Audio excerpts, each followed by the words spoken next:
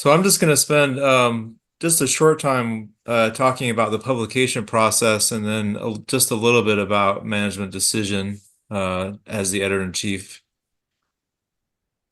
There's three things that seem to be, I guess, issues that people have when they write papers. The first is simply making your argument clear in your paper.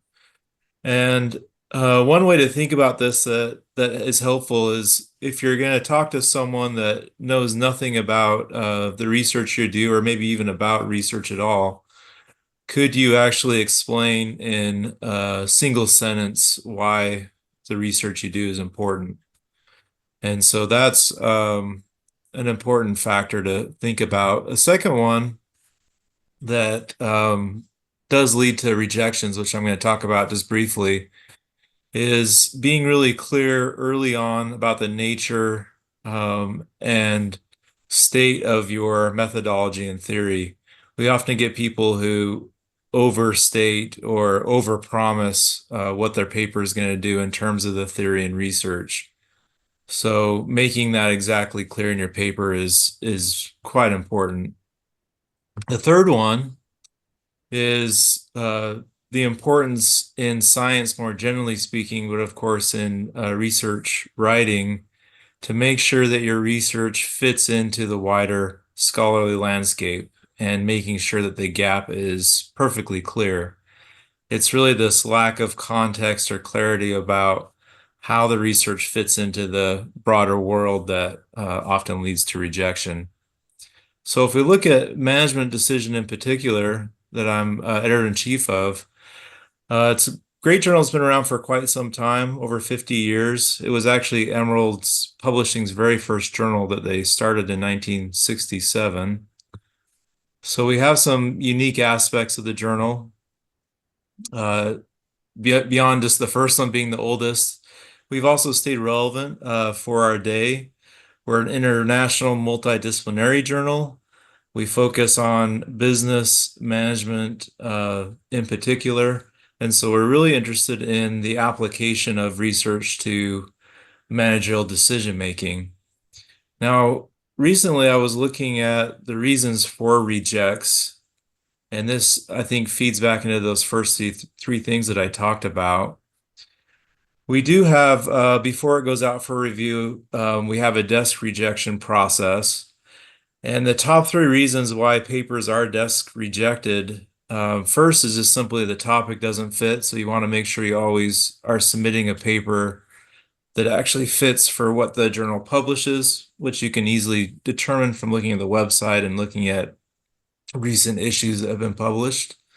The second reason is that the theory and research is just not developed enough. Since this is science, we want to build off of what's been done in the past, and so theory is the best way to do that. And then finally, just making sure your paper is a professional paper, conforms to the expecting writing standards and professional standards of science. Now, if a paper passes the desk reject phase, it will go out for full peer review. And so I also looked at recently top three reasons for why a paper gets rejected after peer review. And so these are the three that came out on top. Really an extension of the desk reject items I just discussed. So insufficient theory, literature. We want to make sure we're joining the academic conversation. We're addressing the clear gaps. We're identifying why our paper is important to building on what we already know and how it extends what we already know. The second reason really just has to do with the design methods and stats. We want to make sure that we're using the best methods, the best statistics, and doing it in the right way according to the way that those stats are designed to be used. And then finally, at least for management decision in particular, we want to make sure that it applies to managers and can actually help people in the real world, that we can bring it back to the practice of management, not just the research of management. So if anyone's interested in learning more, I don't want to take too much of your time. because I know I had about 15 minutes, but we do have a LinkedIn page where you can continue to learn more about management decision, and you can feel free to reach out to me that way. So I don't know if we're going to do any Q&A right now, but if we are, I'm happy to take questions.